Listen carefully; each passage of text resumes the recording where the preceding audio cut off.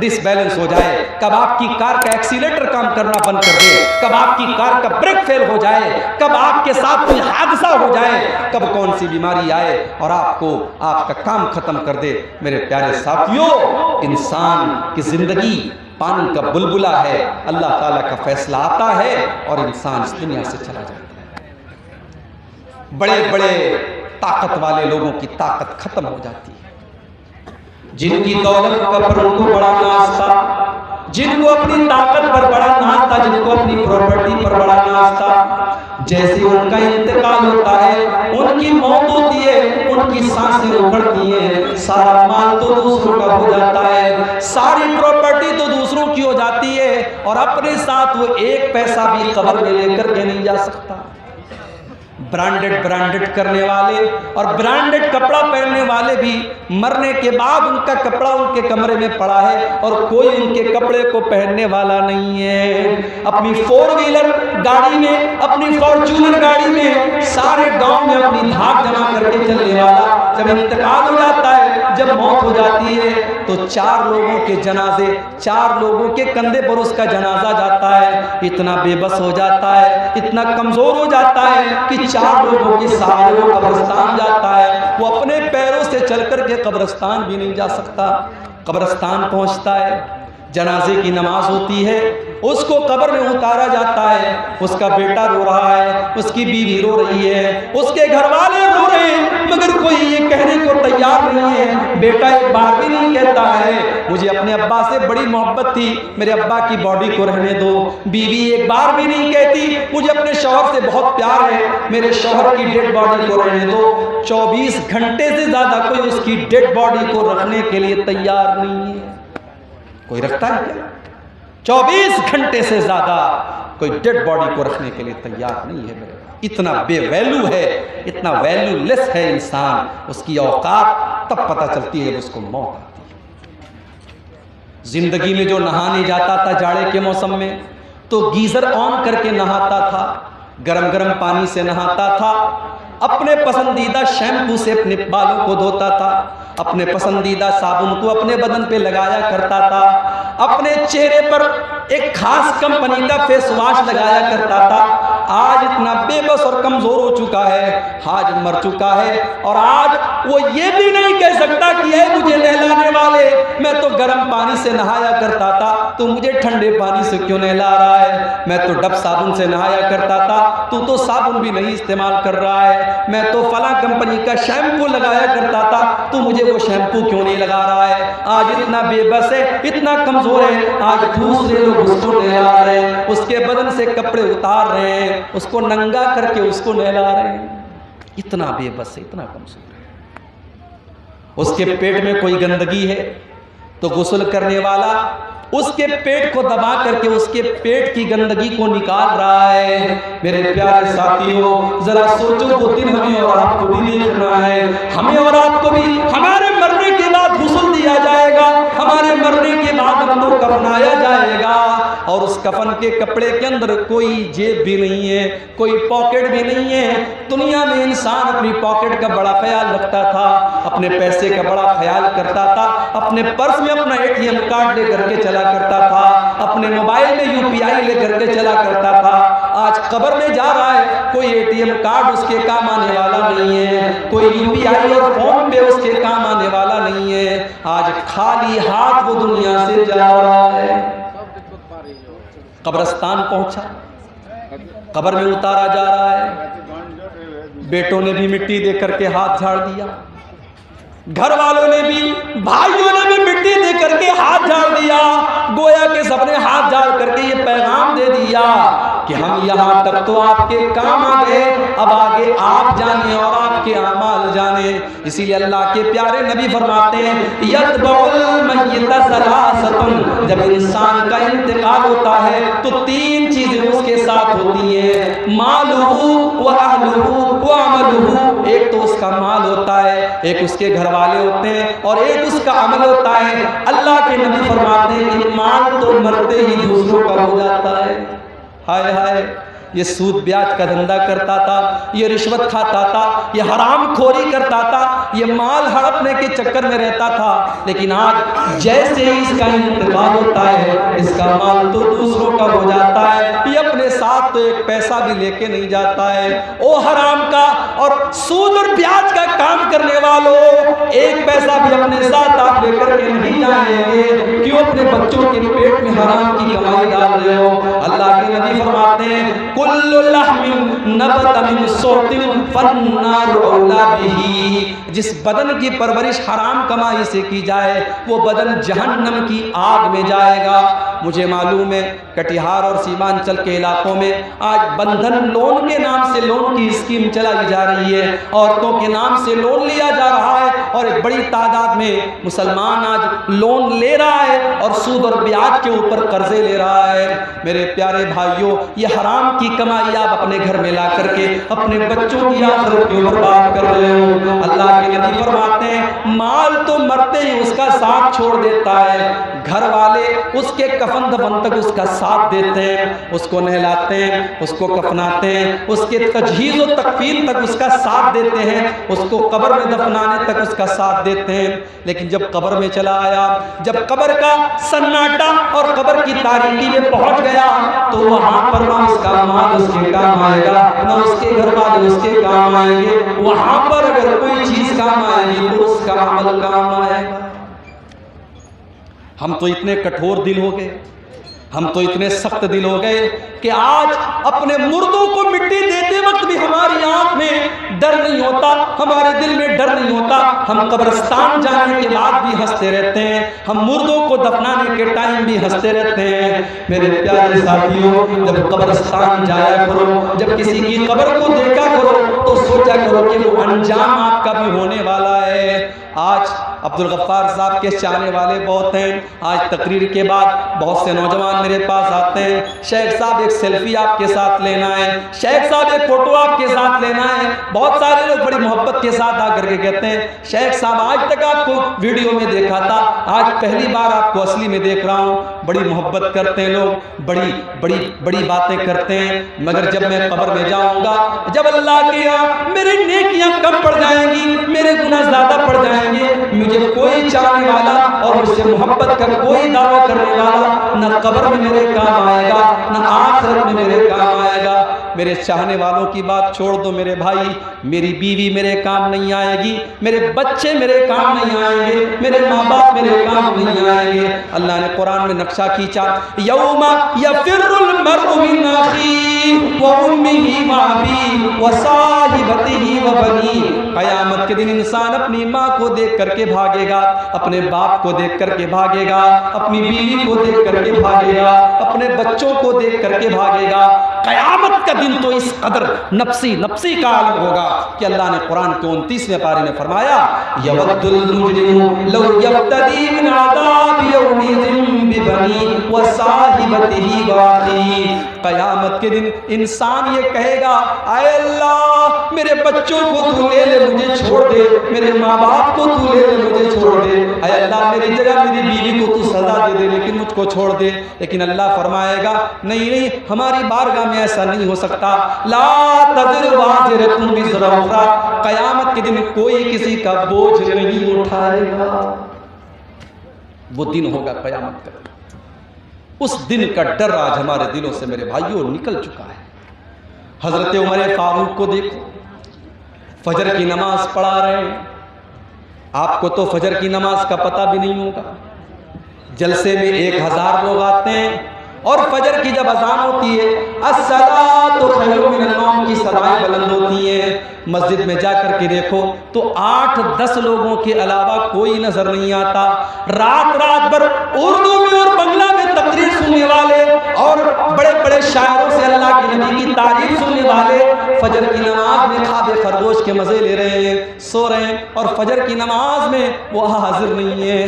میرے پیارے ساتھیوں، میرے پیارے ساتھیوں، نماز کے بغیر آپ اسلام کا تصور بھی کیسے کر سکتے ہیں؟ عمر فاروق مسلمانوں کے خلیفہ ہیں اور فجر کی نماز پڑھا رہے ہیں، فجر کی نماز پڑھا رہے ہیں، اور آگے کی صف میں، پہلی صف میں ابو لولو فیروز نام کا ایک آدمی جو پارسی مذہب کا ماننے والا ہے، مسلمان نہیں ہے، پارسی مذہب کا ماننے والا ہے، حضرت عمر کے خلاف اس کے دل میں دشمنی ہے، وہ خنجر لے کر کے آیا ہے اور پہلی صف میں وہ شامل ہے، اور اس کا مقصد حضرت عمر کے اوپر اٹیک کرنا ہے۔ جیسی حضرت عمر نے نماز شروع کی، وہ آگے بڑھا، اس نے حضرت عمر کے اوپر اٹیک کیا اور حضرت عمر کے ناف کے پاس اس نے حملہ کیا، خون کی دھار بہنے لگی، حضرت عمر تڑپ کر کے مصلی کے اوپر گر جاتے ہیں، لیکن نماز نہیں رکتی، نماز نہیں رکتی ہے۔ حضرت عمر مصلی پر گرنے کے پہلے اپنے ٹھیک پیچھے عبد الرحمن بن عوف کا ہاتھ پکڑ کر کے ان کو آگے بڑھاتے ہیں۔ حضرت عمر فاروق نیچے تڑپ رہے ہیں، ان کے پیٹ سے خون بہ رہا ہے، مگر نماز نہیں رکی ہے، مسلمانوں کی نماز جاری ہے، کنٹینیو ہے۔ ابو لولو نے حضرت عمر کے اوپر حملہ کیا، اس کے بعد 3-4 اور لوگوں کے اوپر بھی اس نے حملہ کیا، اور جب اس کو یہ لگا کہ اب وہ پکڑ لیا جائے گا، اس نے خود کے اوپر حملہ کر کے سوسائڈ بھی کر لیا۔ یہ سارا معاملہ پہلی صف میں ہو رہا ہے، پیچھے کے لوگوں کو کچھ پتہ بھی نہیں ہے۔ عبد الرحمن بن عوف نے ہلکی نماز پڑھائی، فجر کی نماز پڑھائی، اور نماز کے بعد جب حضرت عمر کو اٹھا کر کے گھر لے کے جایا گیا، ڈاکٹروں نے دیکھا، طبیبوں نے دیکھا، حکیموں نے دیکھا، کہا کہ امیر المومنین اب آپ کے بچنے کا چانس نہیں ہے، آپ کی اکڑیاں کٹ چکی ہیں، اب آپ کا آخری ٹائم آ چکا ہے، اب آپ کے انتقال کا ٹائم آ چکا ہے۔ میرے پیارے ساتھیوں، عمر فاروق کون ہے؟ عمر فاروق وہ صحابی ہیں کہ اللہ کے نبی کہا کرتے تھے، اے عمر جس گلی سے تم گزر جاتے ہو اس گلی سے شیطان بھاگ جاتا ہے۔ یہ مقام تھا حضرت عمر کا۔ آج آخری ٹائم میں بستر مرگ کے اوپر پڑے ہیں اور چہرے کے اوپر گھبراہٹ کے آثار ہیں، چہرے پر گھبراہٹ کے آثار ہیں۔ عبداللہ بن عباس آتے ہیں اور کہتے ہیں کہ اے امیر المومنین آپ اتنا گھبرائے ہوئے کیوں ہیں؟ کیا بات ہے، اتنا گھبرائے ہوئے کیوں ہیں؟ اے امیر المومنین آپ تو اللہ کے نبی کے اوپر ایمان لائے، آپ نے اسلام قبول کیا، اور جب اللہ کے نبی کے اوپر آپ اسلام لائے تو آپ نے اسلام کے لیے بہت کارنامے انجام دیے، اور جب اللہ کے نبی دنیا سے گئے تو آپ سے راضی تھے، آپ سے خوش تھے، اور جب حضرت ابو بکر صدیق کا دور آیا آپ نے ان کا بھی ساتھ دیا، اور جب وہ اس دنیا سے گئے تو آپ سے خوش تھے، آپ سے راضی تھے۔ پھر اے عمر فاروق آپ کا دور آیا اور آپ نے بڑے اچھے طریقے سے حکومت کی ہے، اور آج آپ دنیا سے جا رہے ہیں تو آپ سے لوگ راضی ہیں، اس لیے آپ کو پریشان ہونے کی کوئی ضرورت نہیں ہے۔ ذرا تصور کرو میرے پیارے ساتھیوں کہ آخرت کی فکر جب انسان کو ہوتی ہے تو جتنے بھی نیکی اور تقوی کے اعلیٰ معیار پر پہنچ جائے اسے ڈر ہوتا ہے کہ اللہ کو وہ کیا منہ دکھائے گا۔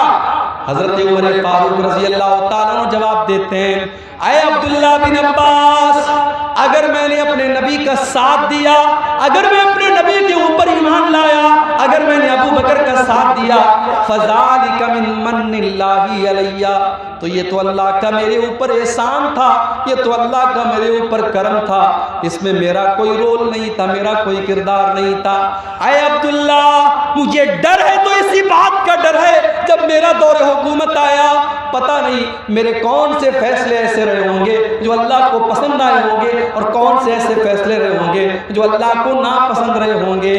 اے عبداللہ تم میری بات کرتے ہو، لَوَدِدْتُ أَنَّ لَوْ أَنَّ لِي طِلَاعَ الْأَرْضِ ذَهَبًا، اے عبداللہ اللہ کی قسم میری تو تمنا یہ ہے، میری تو آرزو یہ ہے کہ اگر زمین بھر کے سونا میرے پاس آ جائے، زمین بھر کے سونا مجھے مل جائے، اور اللہ تعالیٰ یہ کہہ دے کہ اے عمر تو زمین بھر کے سونا میرے پاس لے کے آ جا اور میں تجھے اپنے عذاب سے بچا لوں گا، تو اے عبداللہ میں زمین بھر کے سونا دینے کو تیار ہوں، لیکن اللہ کے عذاب کو میں جھیل نہیں پاؤں گا، میں اللہ کے عذاب سے بچنے کے لیے زمین بھر کے سونا دینے کو تیار ہوں۔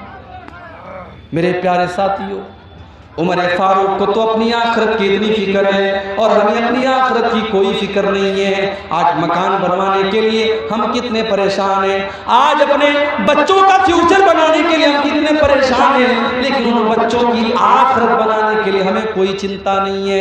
اللہ نے قرآن میں فرمایا یا ایھا الذین آمنوا قوا انفسکم واہلیکم نارا، اے ایمان والو اپنے آپ کو اور اپنے گھر والوں کو جہنم کی آگ سے بچاؤ۔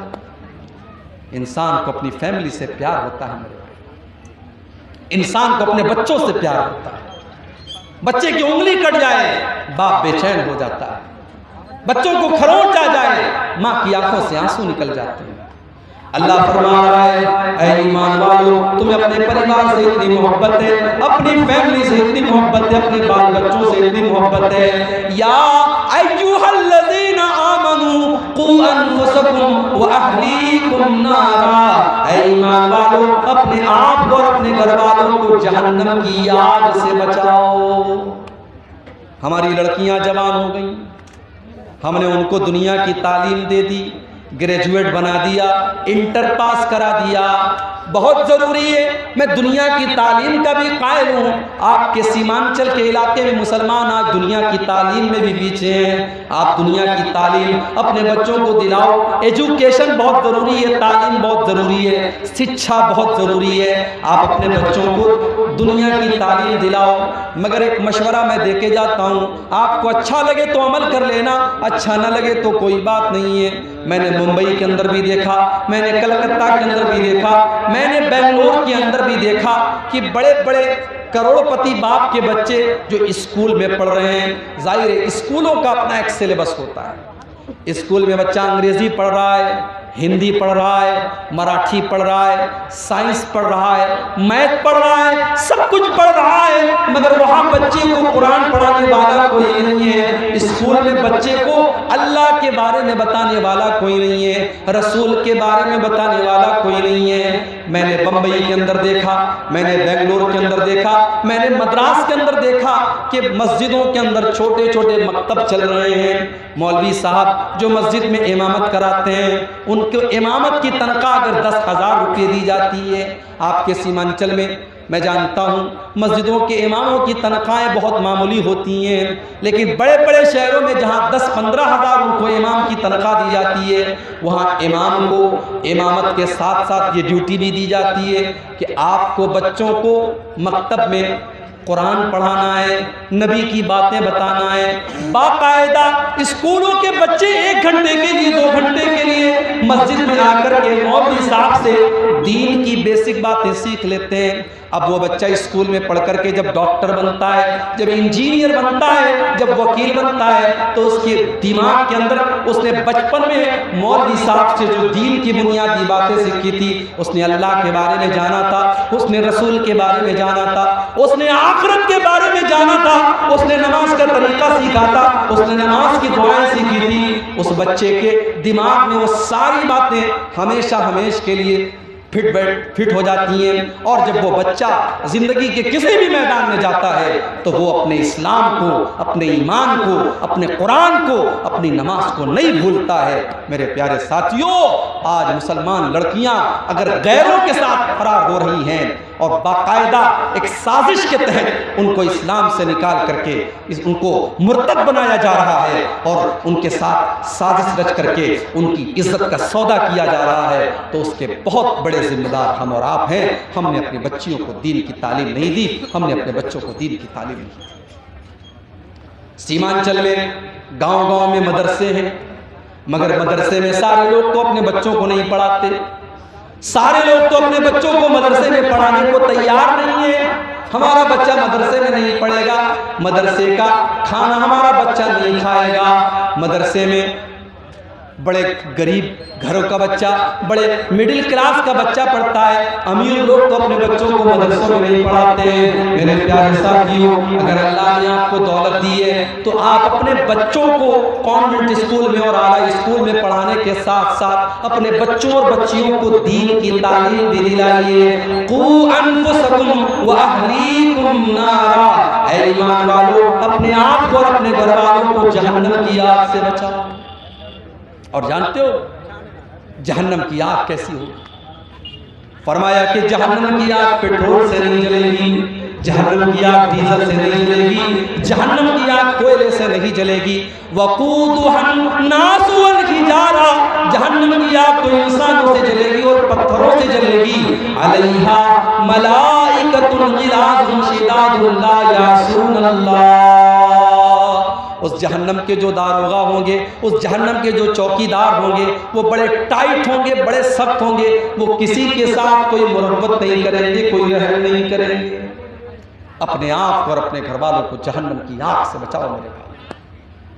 شادی کرتے ہیں آپ، شادی میں آپ کے سیمانچل کے علاقے میں جانتا ہوں، میں نے دیکھا ہے بڑے بڑے مولویوں کو میں نے دیکھا ہے کہ وہ بھی جہیز لے رہے ہیں، 100 200 لوگوں سے بارات لے کے جا رہے ہیں، لیکن اللہ کا فضل و کرم ہے کہ ایسے نوجوان بھی ہم نے دیکھے ہیں۔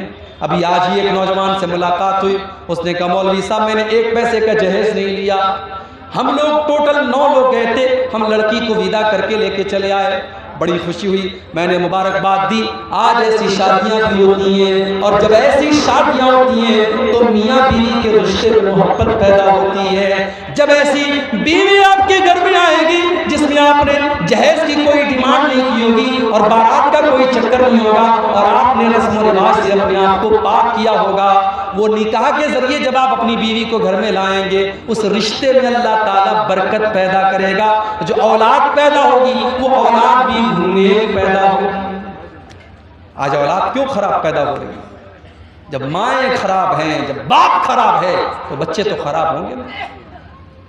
حضرت فاطمہ کو دیکھو، ایک طرف چکی چلا رہی ہیں، گود میں حسن و حسین کو لیے ہیں، حسن و حسین کو دودھ بھی پلا رہی ہیں اور چکی بھی چلا رہی ہیں، اور زبان پر تسبیح کے کلمات بھی ہیں۔ میرے پیارے بھائیوں، جو عورت اپنے گھر کا کام بھی کر رہی ہے، اپنے بچے کو دودھ بھی پلا رہی ہے، اور اس کی زبان پر اللہ کی تسبیح کے کلمات ہیں، جب وہ بچہ اس کی گود میں پلنے والا بچہ جب بڑا ہوگا تو اس بچے کے بنیاد میں، اس بچے کے اندر جو خون دوڑ رہا ہوگا اس نیک ماں کا دوڑ رہا ہوگا۔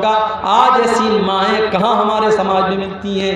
ہم نے تو جب رشتہ دیکھنا ہوتا ہے، ہم جب رشتہ دیکھتے ہیں تو ہم یہ دیکھتے ہیں کہ لڑکی کتنی سمارٹ ہے، کتنی خوبصورت ہے، کتنی دیکھنے میں ہینڈسم ہے، کتنی خوبصورت ہے، ہم تو خوبصورتی کو معیار بناتے ہیں۔ اللہ کے پیارے نبی نے فرمایا تنکح المرأۃ لأربعین، جب لڑکیوں کی شادی کرو تو 4 چیزیں دیکھی جاتی ہیں، 4 چیزیں لڑکی کے اندر دیکھی جاتی ہیں، لمالہا ولحسبہا ولجمالہا ولدینہا۔ کچھ لوگ تو مال دیکھتے ہیں کہ کتنا جہیز لے کر کے آئے گی، کچھ لوگ اس کا خاندان دیکھتے ہیں کہ ہماری برادری کی ہے کہ نہیں، ہمارے سماج کی ہے کہ نہیں، ہمارے سماج کے باہر کی تو نہیں ہے، اور کچھ لوگ اس کی خوبصورتی دیکھتے ہیں کہ کتنی خوبصورت ہے۔ لڑکا چاہے ساؤتھ افریقہ کا لگ رہا ہو لیکن لڑکی ان کو بالکل حور جیسی چاہیے۔ کچھ لوگوں کو خوبصورتی پر عمر ملتے ہیں، ولدینہا، اور کچھ لوگ دینداری دیکھتے ہیں۔ اللہ کے نبی نے فرمایا فاظفر بذات الدین، تم دیندار عورت کو ترجیح دو اور دیندار عورت کو گھر میں لے کے آؤ۔ اچھا ایک عجیب بات بتاؤں، آپ کے یہاں ہلدی کی رسم ہوتی ہے کہ نہیں؟ کوئی بتائے بھائی، مجھے نہیں معلوم۔ ہوتی ہے نا؟ ماشاءاللہ۔ ہلدی کی رسم میں کیا ہوتا ہے؟ ہلدی لگائی جاتی ہے۔ اب تو باقاعدہ بڑے بڑے فنکشن ہوتے ہیں شادی کے 1-2 دن پہلے ہلدی کے نام سے، اس میں بہت سارے گھر کی عورتیں جو ہوتی ہیں وہ ہلدی کے رنگ کا کپڑا پہنتی ہیں، پیلے رنگ کا کپڑا پہنتی ہیں، اور کھانا پینا ہوتا ہے، پورا فنکشن ہوتا ہے، اس کو کہتے ہیں ہلدی کی رسم۔ اور یہ رسم کون منا رہا ہے؟ مسلمان منا رہا ہے۔ اور مسلمان میں بھی کون سا مسلمان؟ جس کا یہ دعویٰ ہے کہ وہ قرآن و حدیث پہ چلتا ہے، جو سینے پر ہاتھ باندھتا ہے، جو برابر رفع دین کرتا ہے، جو آمین زور سے بولتا ہے، اور جو کہتا ہے کہ صاحب ہم پکے اہل حدیث ہیں، اس کے گھر میں بھی ہلدی کی رسم ہے۔ جاؤ گوگل کے پر ٹائپ کرو، ہندی میں ٹائپ کرو، ہندی تو آتی ہے نا آپ لوگوں کو، ہندی میں ٹائپ کرو ہلدی کی پرمپرا کہاں سے شروع ہوئی، بس اتنا ٹائپ کر دو گوگل کے اندر۔ ہلدی کی پرمپرا ہمارے بھارت میں شروع ہوئی، یہ بھارتی پرمپرا ہے، اور ہندو سماج کے اندر ہلدی کو یہ مانا جاتا ہے کہ اگر آپ نے ہلدی لگائی ہے تو آپ کو نظر نہیں لگے گی۔ سماج کے اندر، گھر کے اندر منحوسیت نہیں آئے گی، نظر نہیں لگے گی، اس پرپز کے ساتھ اور اس ادیش کے ساتھ ہلدی لگائی جاتی ہے۔ اور آج ہمارا مسلمان بھی اپنے شادی بیاہ پر ہلدی لگا رہا ہے۔ کیا آپ نے اللہ کے نبی کی وہ حدیث نہیں پڑھی؟ من تشبہ بقوم فہو منہم، جو کسی قوم کی نقل کرے گا وہ انہی میں سے ہوگا، انہی میں سے ہوگا۔ اور آگے بڑھی، شادی کے موقع پر لڑکا جب اپنی سسرال جاتا ہے تو اس کی جوان جوان سالیاں اس کا راستہ روک لیتی ہیں، جوان جوان سالیاں اس کے جوتے چورا لیتی ہیں، اور جب تک وہ جوتا کی چورائی نہ دے دے، وہ دروازے کی چھکائی نہ دے دے، تب تک وہ اپنی بیوی کو رخصت کر کے لے کے نہیں جا سکتا۔ میرے پیارے ساتھیوں، یہ سارے کام ہوتے ہیں اور شادی کے کارڈ پہ لکھا جاتا ہے نکاح مسنون۔ او لوگوں، اس نکاح کے اندر ہم نے کچھ بھی مسنون نہیں رکھا، اس نکاح کے اندر کوئی بھی کام ہم نے سنت کے مطابق نہیں رکھا، بس ایک کام سنت کے مطابق ہو رہا ہے۔ مولوی صاحب آتے ہیں، نکاح پڑھاتے ہیں، بس یہی کام سنت کے مطابق ہو رہا ہے، باقی سر سے پیر تک نکاح کے اندر حرام کام ہو رہا ہے۔ کتنے لوگوں کی شادی میں ویڈیو ریکارڈنگ ہوتی ہے، باقاعدہ ویڈیو کیمرہ والا آتا ہے اور عورتوں کے اندر گھس گھس کر کے دلہن کا اور اس کے کمرے کا ویڈیو بناتا ہے، اور بعد میں بڑے شوق سے وہ ویڈیو بھی دیکھا جاتا ہے۔ میرے پیارے ساتھیوں، یا ایھا الذین آمنوا ادخلوا فی السلم کافہ، اے ایمان والو تم اسلام کے اندر پورے کے پورے داخل ہو جاؤ۔ اگر آپ پورے کے پورے مسلمان ہیں تو آپ شادی بیاہ میں بھی مسلمان بنیے، صرف نماز میں مسلمان بننے سے کام نہیں چلے گا، شادی بیاہ میں بھی آپ کو مسلمان بننا ہے۔ اور یہ جہیز، اس جہیز نے تو آج جینا حرام کر دیا ہے سماج میں۔ آج کتنے غریب باپ کی بیٹیاں اپنی جوانی کو پار کر رہی ہیں، 30 اور 35 سال کی ہو گئی ہیں، اور کوئی وہ خوبصورت بھی ہیں، دیندار بھی ہیں، پڑھی لکھی بھی ہیں، مگر کوئی ان کا ہاتھ تھامنے کو تیار نہیں ہے، کیونکہ ان کا باپ اپنے ہونے والے داماد کو بائک نہیں دے سکتا، 2 لاکھ روپے کیش نہیں دے سکتا، اور جہیز نہیں دے سکتا۔ میرے پیارے ساتھیوں، اس جہیز کی رسم نے آج کتنے غریبوں کی بیٹیوں کو اپنے قدم حرام راستے کی طرف لے کے جانے پر مجبور کیا ہے، اور کتنی جوان بیٹیوں کی جوانی ڈھل گئی، اور کتنے گھروں میں بدکاری ہو گئی، اور کتنے باپوں نے خودکشی کر لی اور بیٹیوں نے خودکشی کر لی، مگر ہماری آنکھیں نہیں کھلتی اور ہم اس رسم سے پیچھا چھوڑانے کو تیار نہیں ہیں، کیونکہ لالچ بھرا ہوا ہے دل کے اندر، اور نکاح کے ذریعے ہم یہ چاہتے ہیں کہ ہم اپنے بیٹے کا سودا کر لیں اور شادی کے ذریعے ہم پیسہ کما لیں۔ لڑکا جتنا کوالیفائیڈ ہے اور لڑکے کے پاس اگر گورنمنٹ جاب ہے، سرکاری نوکری ہے، تو اتنے زیادہ جہیز کی ڈیمانڈ کی جا رہی ہے۔ میرے پیارے ساتھیوں، ہم نے اپنی ان حرکتوں سے بیٹی کو بوجھ بنا دیا ہے، بیٹی بوجھ بن گئی ہے۔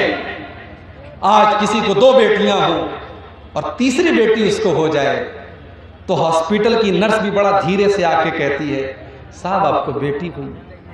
اس کو پتا ہے کہ اس کو کوئی خوشی نہیں ہوگی۔ ہاں، بیٹا اگر ہوا ہے تو ہاسپٹل کی نرس بھی آ کر کے کہے گی کہ ہمیں مٹھائی کھلائیے، ہمیں نذرانہ دیجئے، کیونکہ بیٹا ہوا ہے تو کما کے لائے گا، اور بیٹی ہوئی ہے تو اس کو جہیز دینا پڑے گا۔ ہم نے بیٹیوں کو بوجھ بنا دیا ہے۔ میرے پیارے ساتھی، اللہ کی قسم، اگر یہ بیٹیاں بوجھ ہوتی تو اللہ اپنے نبی کو 4 بیٹیاں نہ دیتا۔ میرے نبی کو اللہ نے 4 بیٹیوں سے نوازا۔ سب سے بڑی بیٹی کا نام زینب تھا، ان کی شادی ابو العاص ابن ربیع سے ہوتی ہے۔ دوسرے نمبر کی بیٹی کا نام ام کلثوم ہے، ان کا نکاح حضرت عثمان غنی کے ساتھ ہوتا ہے۔ تیسری بیٹی کا نام رقیہ ہے، ان کا نکاح بھی حضرت عثمان غنی کے ساتھ ہوتا ہے۔ پہلے رقیہ کا نکاح ہوتا ہے، جب ان کا انتقال ہو جاتا ہے تب ام کلثوم کا نکاح ہوتا ہے۔ ایک آدمی کے نکاح میں 2 سگی بہنیں ایک ساتھ نہیں رہ سکتی۔ ہاں، ایک بہن کا انتقال ہو جائے تو وہ اپنی سالی سے شادی کر سکتا ہے، لیکن ایک ساتھ 2 بہنوں سے شادی کرنا اسلام میں حرام ہے۔ اور چوتھی بیٹی اللہ کے نبی کی، جو سب سے چھوٹی اور سب سے لاڈلی بیٹی ہے، اس کا نکاح ہوتا ہے حضرت فاطمہ کے ساتھ۔ اگر بیٹیاں کلنک ہوتی اور بیٹیاں بوجھ ہوتی تو اللہ اپنے نبی کو 4 بیٹیاں نہ دیتا۔ میرے بھائیوں، اس جہیز کی رسم نے آج بیٹیوں کو بوجھ بنا دیا۔ آج ہمیں پورا مسلمان ہونے کی ضرورت ہے۔ آج ہمیں اپنے شادی بیاہ کے سسٹم کو بھی سدھارنے کی ضرورت ہے۔ آئیے پھر سے ہم اسی آیت کی طرف بڑھتے ہیں، قرآن کریم کے دوسرے پارے کی آیت ہے یا ایھا الذین آمنوا ادخلوا فی السلم کافہ، اے ایمان والو تم اسلام کے اندر پورے کے پورے داخل ہو جاؤ۔ اخلاق کیسا ہے ہمارا؟ اخلاق کیسا ہے ہمارا؟ لوگوں کے ساتھ ہمارا ویوہار کیسا ہے؟ لوگوں کے ساتھ ہمارا سلوک کیسا ہے؟ نمازی تو ہیں ہم پانچوں ٹائم، مگر ہمارا پڑوسی ہم سے پریشان ہے، گاؤں والے ہم سے پریشان ہیں، ہماری زبان سے پریشان ہیں۔ اگر آپ کا اخلاق اچھا نہیں ہے تو آپ کی نماز کل قیامت کے دن آپ کے منہ کے اوپر مار دی جائے گی۔ اللہ کے نبی فرماتے ہیں ما من شیء یوضع فی المیزان یسخر من حسن الخلق، قیامت کے دن انسان کے نام اعمال میں سب سے وزندار چیز اگر کوئی ہوگی تو اس کے اچھے اخلاق ہوں گے۔ ہمارے نبی کا اخلاق